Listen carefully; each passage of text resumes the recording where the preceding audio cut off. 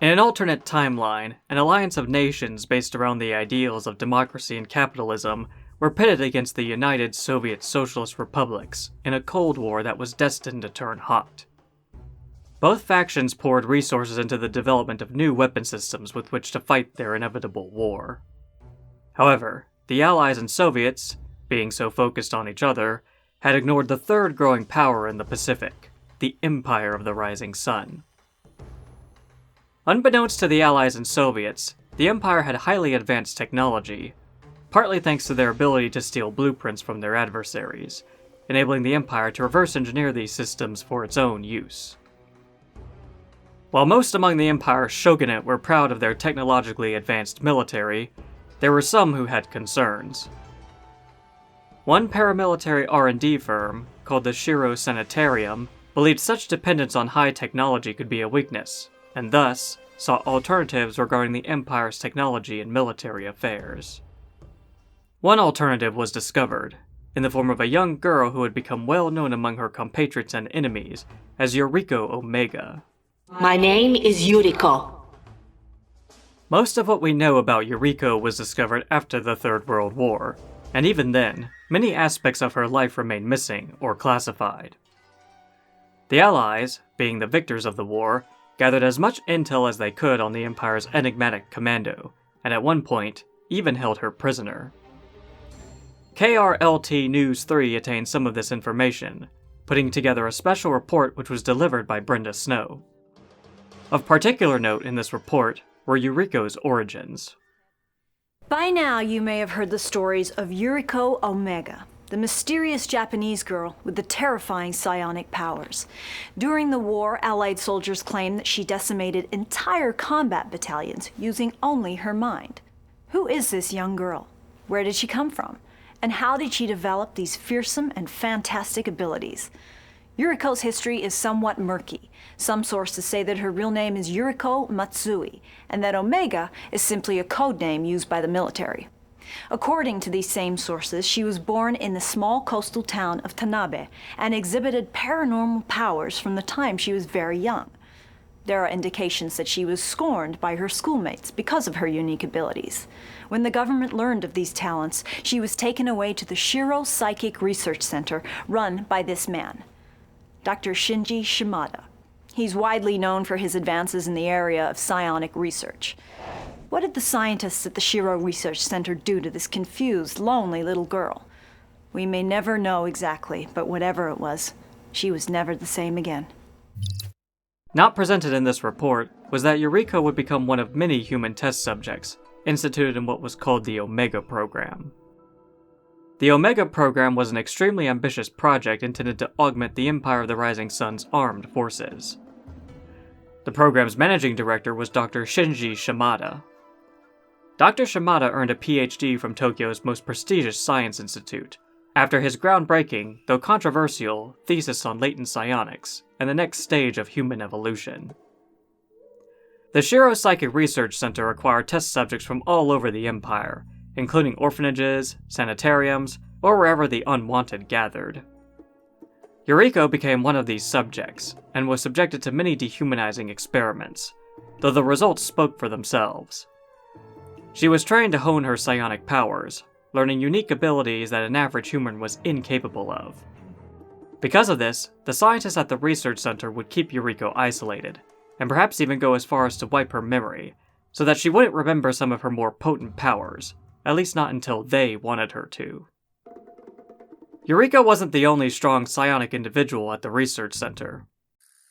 Another young girl, who we only know as Izumi, was there as well. It's believed that Izumi is just a code name, her real name and background being unknown, but her psionic powers were as formidable, if not in some ways superior to Yuriko's, who Izumi considered to be her sister.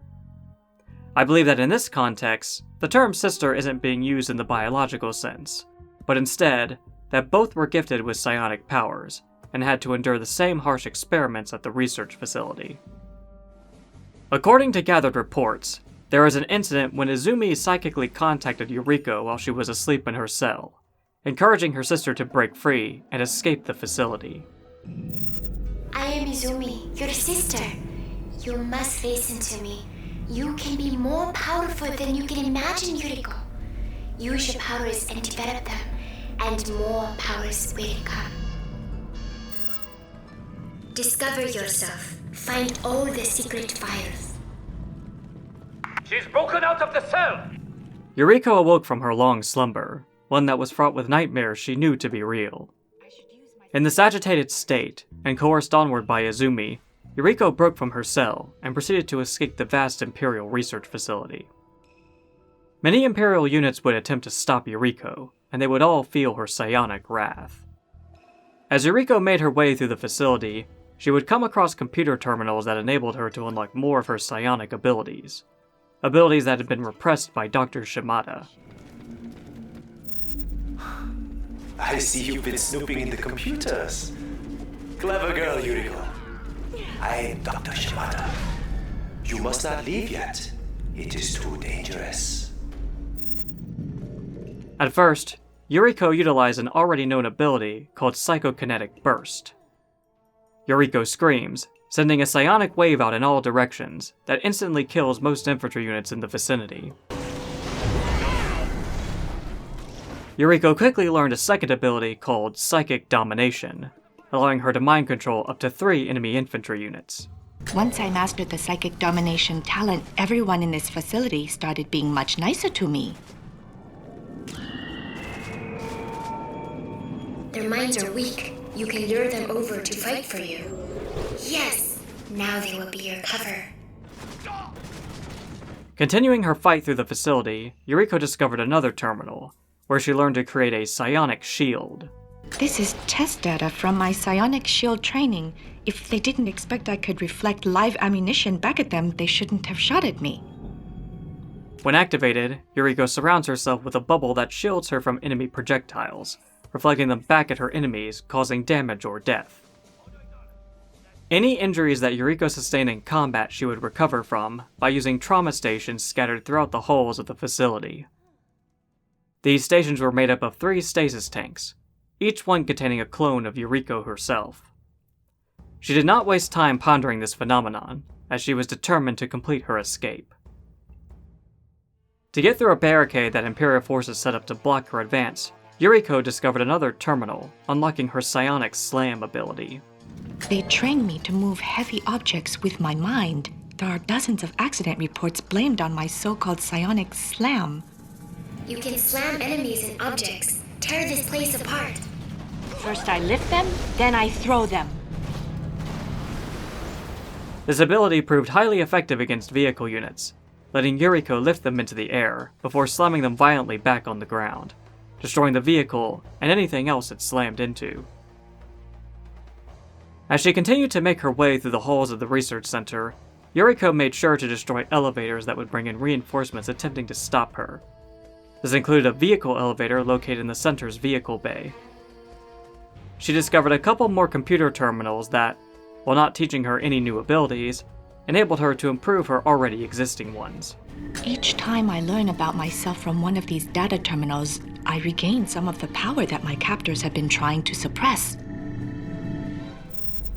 You're more than they can handle now. Find your way out. Find your way to freedom. So this is one of Dr. Shimada's data terminals. Nothing but dirty pictures and mahjong games. Making her way into the facility's nanocore storage, Imperial forces attempted to deploy Defender VX cores to stop her. Such a maneuver failed, as there were plenty of explosive barrels lying around for Yuriko to destroy the cores with. As Yuriko came close to exiting the facility, Dr. Shimada pleaded with her to stand down. Yuriko, please, stop! I cannot allow you to leave like this. I know you are confused. I can explain everything. Finally, she came to the last room blocking her way out of the facility. Elite King Oni battle walkers were sent to aid in the defense, alongside elevators that would bring in reinforcements. None of it could stop Yuriko, however, who laid waste to all that stood in her way. Only when rocket angels, utilizing their paralysis whips, were brought in, were they able to halt Yuriko's destructive escape. I'm sorry, Yuriko. It was the only way. Why did you have to turn against me? There was nothing else I could do. Yuriko's rampage through the research facility was costly, both in the number of lives lost and repairs to damaged infrastructure. One might think that such an incident would cause the project to be shut down. However, it did the exact opposite. The Omega project was deemed a success by the Imperial Shogunate. Yuriko was given a surname, Omega, along with a psychic dampener to control her temper, and a job defending the nation's front lines. Now look at me. The Allies, who had been keeping a watchful eye on the Empire and their growing strength, were the first to encounter Yuriko before the outbreak of the Third World War. Evidence is mounting that the Empire of the Rising Sun has in its employ some sort of nigh unstoppable commando who resembles nothing more than a sullen young woman returning home from school with a disappointing report card. She was first discovered by an elite school of Allied dolphins patrolling off the coast of Kyushu. Only one returned, visibly shaken, with a smattering of reportedly unwatchable recorded evidence of this woman's destructive power. This woman has the estimated combat potential of an entire military company, using no obvious means or weapons. As absurd as this may seem, it is believed that this woman eschews conventional weapons in favor of some sort of psionic powers. The number of military tacticians laughing away such an outlandish theory is rapidly decreasing, as news of the Empire of the Rising Sun's newfangled army continues to spread. Only when the Empire inserted itself into the ongoing war between the Allies and Soviet Union did they soon experience the true destructive might of Yuriko Omega. After an initial encounter with Yuriko Omega, an Allied commander who has since been discharged sought to probe her combat abilities using the majority of an entire military company, including, but not limited to, 10 peacekeepers, 6 javelin soldiers, 4 guardian tanks, 3 cryocopters, 2 assault destroyers, and an aircraft carrier. Amazingly, not one of these forces returned from the encounter, even though Yuriko Omega was said to be alone, out of range of other Imperial forces. Most of the Allied High Command deemed this to be some sort of perfectly orchestrated trap. A few insist that Yuriko Omega alone was responsible. It may be no accident that Yuriko was encountered on her own, for there is reason to believe she is feared even among the Rising Sun's own forces.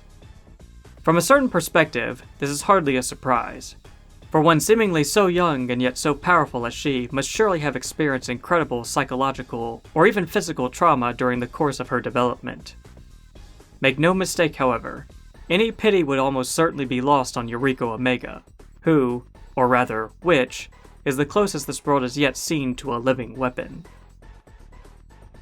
Yuriko was easily recognizable on the battlefield, sporting several accessories, including neurokinetic booster braids, tailored jacket with Imperial crest, makeup that made foes ill at ease, and immaculate footwear. Some reports even mention citing her carrying a tote bag with hardbound volumes. Are you my friend? Perhaps as a way of flaunting her psychic ability, Yuriko was never witnessed on the battlefield using normal human means of locomotion. Instead, she would levitate about a meter above ground, enabling her to traverse land and sea with equal disregard. I'm above them. Initially, the Allies believed that Yuriko Omega was a unique individual of the Imperial Army, rather than a member of a group. There was no compelling evidence to believe that carbon-copied clones of her existed, as only one of her had been spotted in a single place. Only later did the Allies find out that they couldn't have been more wrong. Even before the war, the Shira research facility had already begun using genetic cloning to create more Yurikos. As I mentioned earlier, some of these clones were used to power trauma stations that could heal nearby infantry, though they were never deployed for battlefield use. Other clones were used as commandos on the front lines during the war, though it should be noted that these clones weren't as strong as the original Yuriko. While they could lift enemy units in the air and tear down structures using their minds, they lacked the abilities of Psychic Domination, Psionic Slam, and Psionic Shield. The only ability the clone commandos could perform was the Psychokinetic Scream to kill nearby infantry units. Despite lacking the abilities of the original Yuriko, the clones proved to be valuable force multipliers on the battlefield, from dragging down large aircraft like the Allies' Sentry bomber to dismantling the Soviets' Apocalypse tanks. They'll all pay. There were times when the real Yuriko would fight alongside one of her clones. One such incident occurred during the Empire's campaign, where a couple of their commanders were charged with retaking and defending Yokohama Harbor from a joint attack conducted by Allied and Soviet forces. At the start of the operation, Yuriko Omega, along with her clone, made their way across bridges and streets toward the harbor, eliminating any Allied units that got in their way. They were reinforced with King Oni battle walkers and shinobi warriors, which aided the psionics in repelling Allied forces and retaking Imperial base structures at one end of the harbor. While their primary role in the battle was fulfilled, the Yurikos continued to aid the Empire in defending the harbor, ultimately ousting the Allied and Soviet invasion forces. As for the rest of the Yuriko clones, they would be interned inside pods which would act as key components of a superweapon called the Psionic Decimator. 6 of these pods were placed around the weapon system and connected to the core in the middle. This star-shaped structure could be constructed on land or atop a platform out at sea. When powered, the system siphons the psionic energy from the clones, which is then contained within the structure's core. Once enough energy has been gathered, the top of the core levitates a few meters above the structure, with its arms slowly rotating counterclockwise. In addition, the clone pods, initially placed flat on the ground, also shift upward to rest at an acute angle. Psionic energy emanates skyward from the decimator, indicating that the weapon is ready to unleash its devastating attack. When activated, the decimator unleashes a wave of psionic energy upon the designated target. The psionic power appears as a ball on the ground, which, after a couple of seconds, bursts, destroying any enemy units and some buildings caught within the blast radius. During the explosion, the ball of psionic energy expands before dissipating, leaving nothing but death and debris in its wake. During the Allies' campaign, a ceasefire agreement was reached with the Soviets, as both sides worked together in pushing back Imperial forces, putting the Empire on the defensive. Acting on gathered intelligence, the Allies put together an operation to assault Tokyo, where the Imperial Shogunate were all gathering. A decisive strike to eliminate the Empire's leadership in one stroke would force them to surrender. The Allies were able to establish a foothold in Tokyo Harbor, focusing their efforts on eliminating the Empire's defenses to make way for the arriving Soviet fleet. However, the Soviet fleet was unable to make it to the battle, leaving Allied forces to deal with the Imperial defenders on their own. The Allied commanders conducting the operation would soon feel the full might of the Empire's psionic decimators. 3 had been constructed in the harbor, unleashing their attacks against the Allies. While this was a huge blow to the Allied commanders, they weren't completely knocked out of the battle. One commander used the chronosphere to teleport their remaining forces into the harbor, re-establishing their base and using their forces to destroy the psionic decimators. With these vital threats taken care of, the Allied commanders then focused on destroying the Empire's primary command structures. Yuriko was sighted supporting Imperial troops near the Nagama dojos, and was killed in the fighting. However, this was just one of the many clone commandos that had been created, as according to News 3, the true Yuriko was found after the battle, unconscious within the rubble of the Imperial Palace. Welcome back to our special report on Yuriko Omega. During the war, Yuriko was used by the Empire's military machine. Her psionic powers made her one of the most dangerous weapons in the Empire's arsenal. Her reign of terror ended when the Allied forces invaded Tokyo. Yuriko was found unconscious under the rubble of the Imperial Palace and taken into custody. Transported back to the West, she was kept in complete isolation in a high-security compound deep in the jungles of Guam. Yuriko Omega remained frozen in a cell at the Dakota detention camp for a while, beyond the end of the Third World War, and after Crown Prince Tatsu pushed Allied occupation forces out of Japan. Yuriko's sister Izumi telepathically contacted her, encouraging Yuriko to escape this new prison. He did this to you, Yuriko. Dr. Shimada turned you into this. Because of him, you will always be hunted. Always. It is time to wake up, Yuriko. So, despite the Allies' attack on Tokyo, both Izumi and Dr. Shimada still lived. Yuriko would heed Izumi's words, but not without first destroying the entire detention camp. You can't let Dr. Shimada get away with this, Yuriko. You must break free and return. Return to punish him. Shimada can wait. I'm going to tear this place apart first. Not all would be eliminated, however. Those who were also prisoners would be freed from their ice-bound prisons, both Imperial and Soviet units alike. As she rampaged through the camp, Yuriko would come across computer terminals that allowed her to glean valuable information.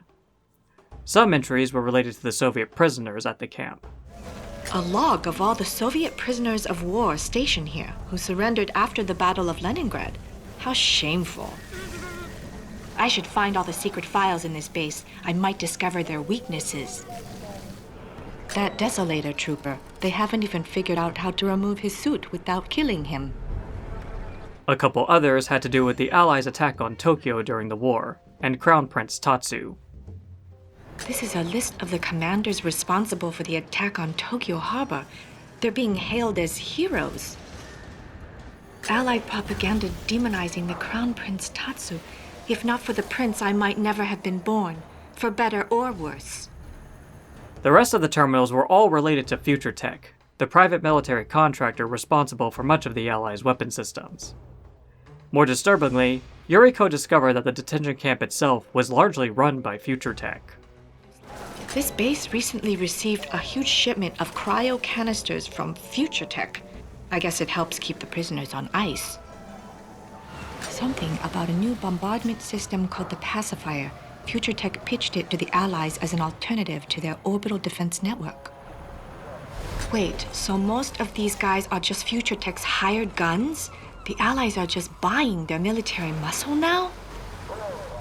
The Allies have commissioned hundreds of cryo-legionnaires from Future Tech to help keep the peace. They're calling this a VIP containment center because they freeze their subjects rather than just lock them up. This is just a prison camp. Knowing this information only angered Yuriko even more, further committing her to the camp's total destruction. Allied and Future Tech forces attempted to stop her, using an array of airborne reinforcements, artillery bombardments, and gunship air support from a Harbinger. None of it could stop Yuriko, however.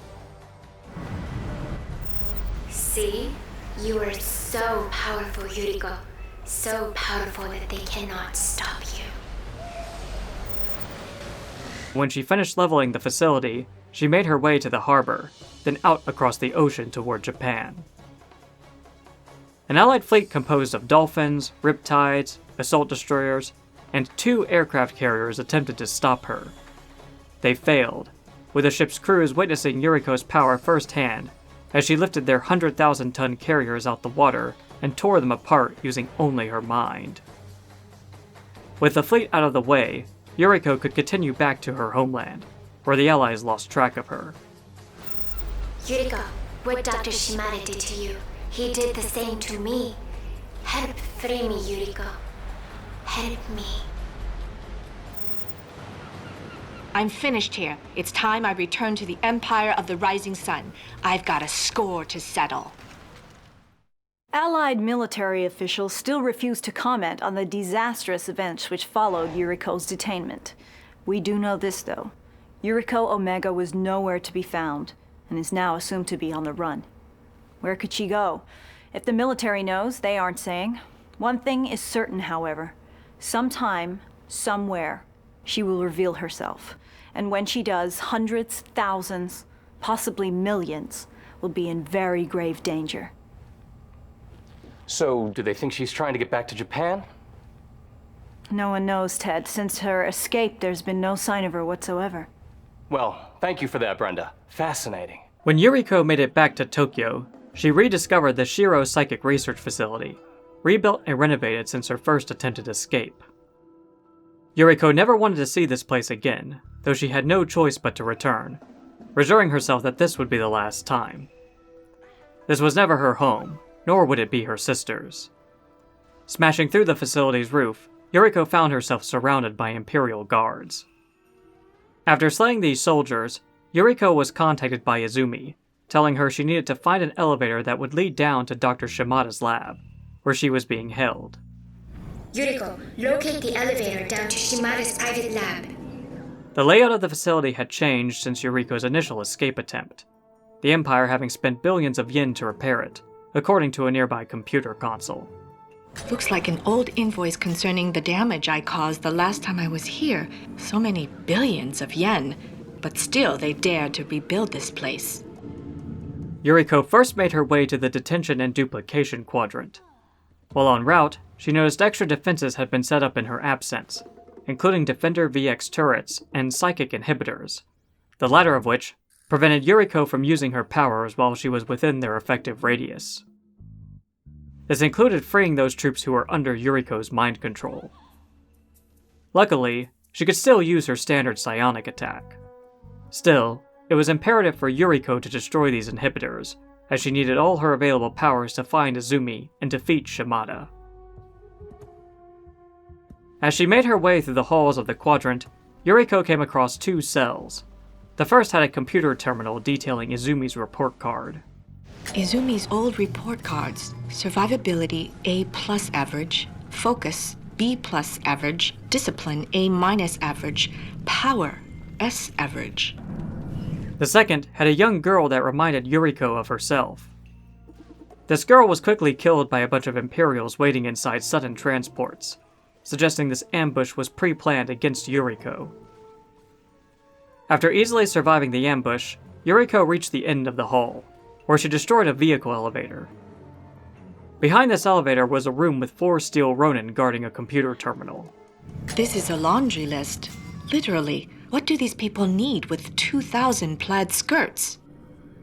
After fighting her way through another hallway, Yuriko found the first elevator to Shimada's lab, which the doctor remotely destroyed before she could access it. Yuriko! You shouldn't have come back. Now I have to stop you. Keep trying, Yuriko. One of these elevators must be the way. From the detention and duplication quadrant, Yuriko would make her way over to the nanotech laboratories. Along the way, she found several engineers hiding in a cell and promptly eliminated them, for no one but she and Izumi would be leaving this facility alive. Opposite that cell was another, which, according to a terminal inside, was Izumi's. Such fear lingers here. This must have been Izumi's cell. Fighting her way through another long hallway, Yuriko stumbled upon a room of stockpiled ore. Many ore collectors were parked in this room, and upon seeing Yuriko, would switch to gun mode in an attempt to stop her.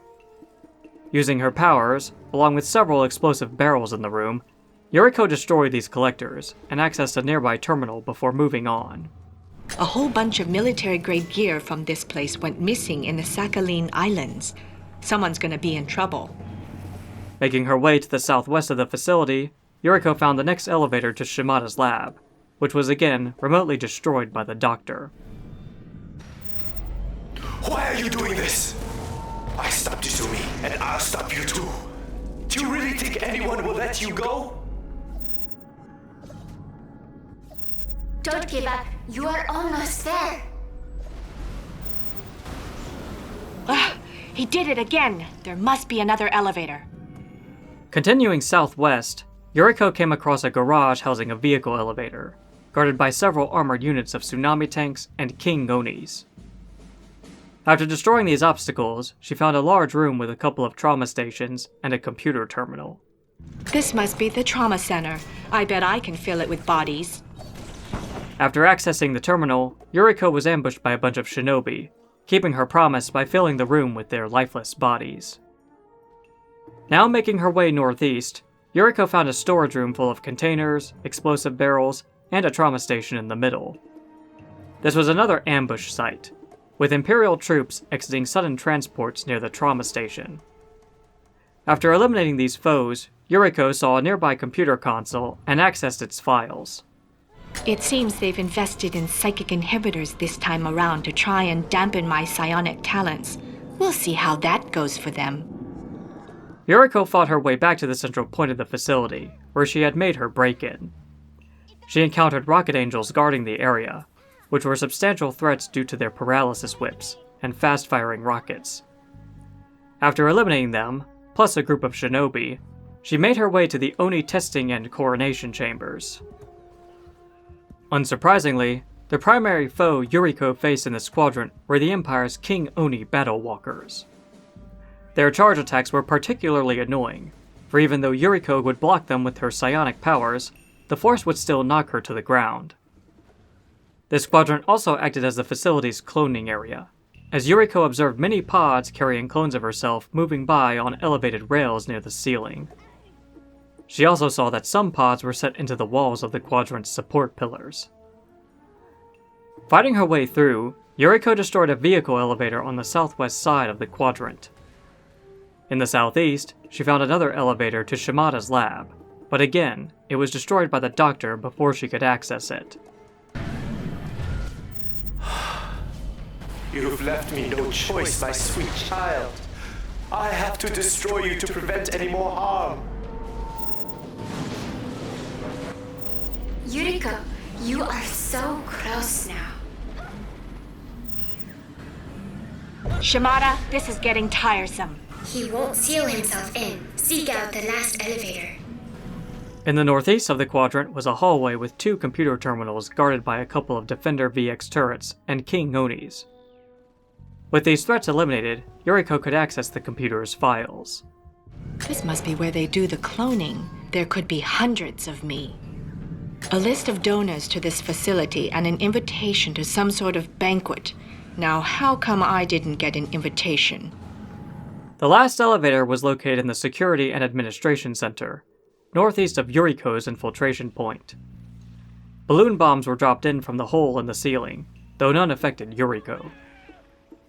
Fighting her way down a long corridor, Yuriko accessed a computer terminal located in a side room, which detailed the reason why so many Archer Maidens were present at the facility. A detachment of Imperial Archer Maidens volunteered to provide extra security here in exchange for psychic training. Yuriko fought many more enemies as she progressed down the corridor, taking a couple more detours through side rooms. The first acted as a hangar for mecha Tengus, along with a vehicle elevator that Yuriko promptly destroyed. The second room had a few rocket angels guarding a psionic inhibitor, along with a squad of shinobi. After dealing with these threats, Yuriko found another computer terminal. A profile of Dr. Gregor Zelinsky, considered to be an expert in relativity and physics, and a complete nutjob. How do he and Dr. Shimada know each other?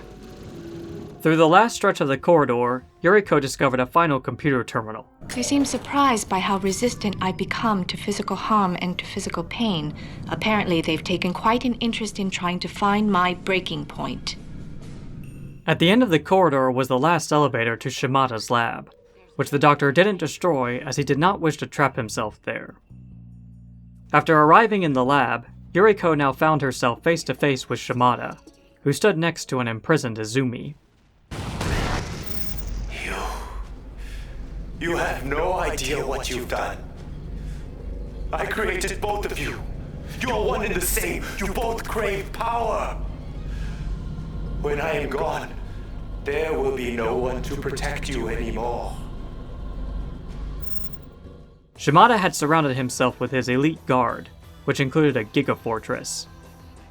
Yuriko focused on destroying the nearby vehicle elevators, so Shimada could no longer bring in such reinforcements to the lab. She then put her mind to dealing with the gigafortress, tearing apart the giant head with all her psionic might. Once all guards had been eliminated, Yuriko could focus on ending Dr. Shimada, who ran around the lab like a coward begging for his life. With his death, Izumi was finally free. I'm free. I'm finally free. Oh, thank you. My powers, they are returning. And now for you. You weren't always the most powerful one. Before Shimada imprisoned me, before he tried to control me, I was the strongest. And I will be again.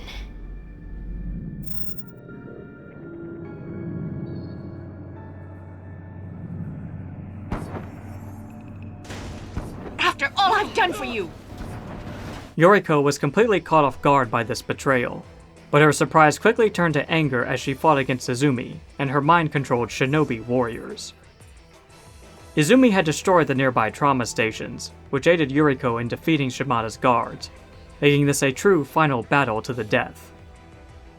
Neither Yuriko or Izumi could be harmed by direct psionic attacks, instead resorting to mind-controlled minions or throwing objects directly at each other to cause harm. Channeling her anger, Yuriko proved that she was the strongest, killing Izumi in the end. You freed me. Now allow me to release you. I've been through hell to find you.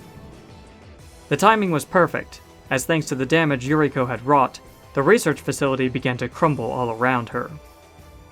She escaped using her psionic powers, finding herself upon a hill overlooking the city of Tokyo at night.